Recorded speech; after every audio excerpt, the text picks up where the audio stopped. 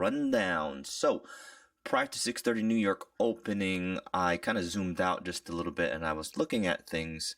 So we do have a big uptrend line from like last week that I kind of connected over here just to say like, hey, this is a huge uptrend if price decides to come down to it. What I also see is like this area here that we rejected, pretty much Asia high, London high. This is all areas of resistance. So price might not want to break through.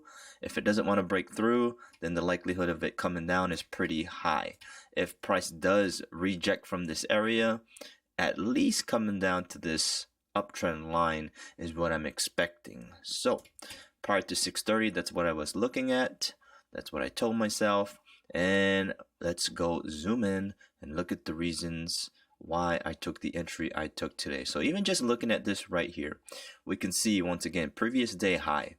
Here we have, I think we had like CPI news or something today that rejected the top side. This was also a previous day gold zone.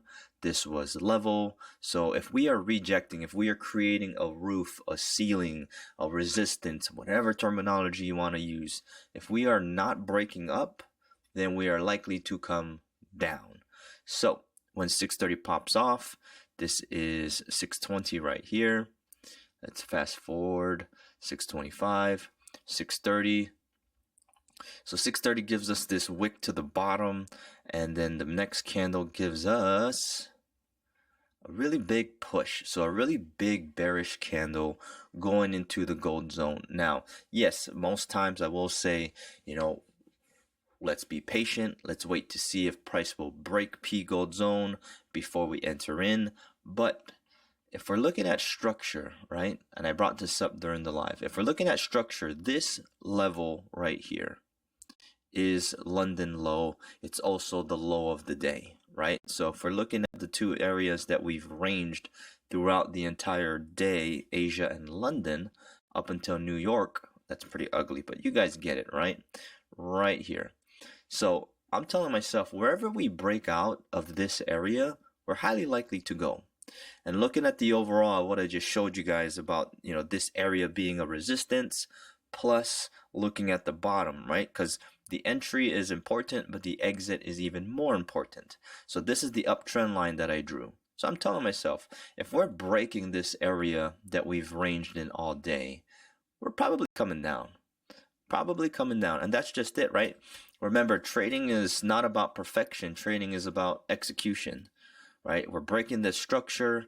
I'm taking the risk here, selling off, right?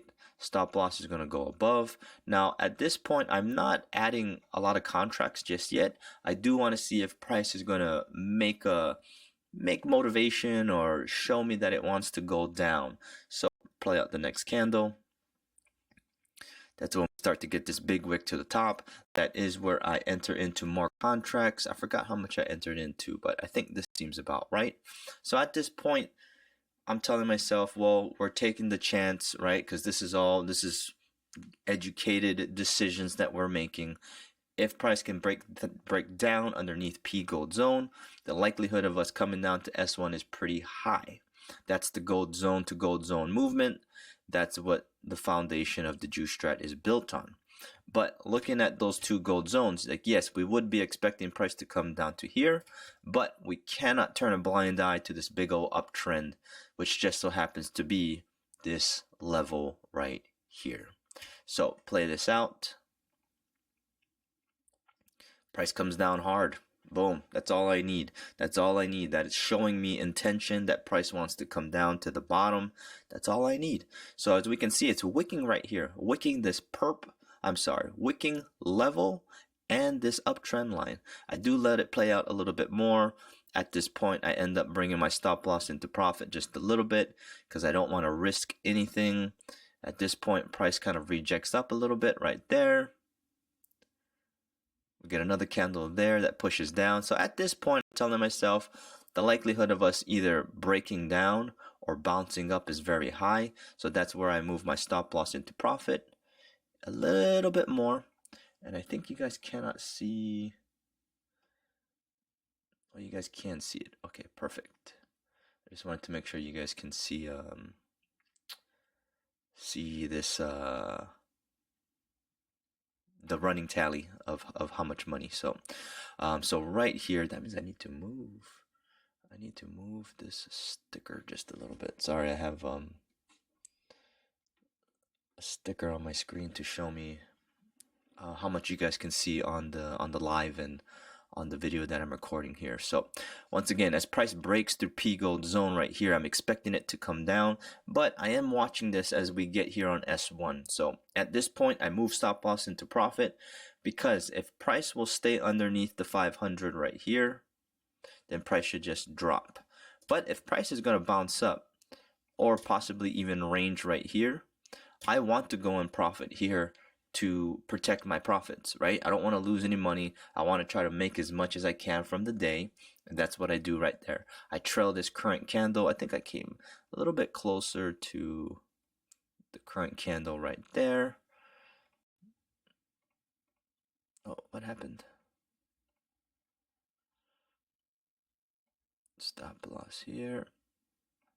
Bring that down. Why is it dark like that though? I've never seen it do that. Interesting. So come on, before this video gets too long. So stop loss and profit right there. Price does support back up and taps me out right there. So now a lot of people might ask me, like, why didn't I just hold it? Why don't I just try to wait for the whole P gold zone down to S1 movement? But the point is, there's a really big higher time frame uptrend line right here, and we have level, and we're also very oversold on our cross lines. So a lot of things are telling us, be careful, price might want to bounce up. So play this out. I'm already done with this entry. That was like what? We were done with this entry at like 7:05, so that took literally 35-45 minutes. And then from here up until where price is right now, currently price is just ranging. So price is just ranging with this last candle. I think there is a Fed speech, so that might be a big reason why we're getting some volume here right now. But the beautiful thing is, I'm done. Across 3 accounts, that's 511 for the day, January 13th, Tuesday. That was your trade rundown. If anybody has any questions about how to trade, how I implement my juice strategy, please reach out to me. Live on TikTok Monday through Friday. I'm an open book, baby. 511 for the day. Juice Strat, et out.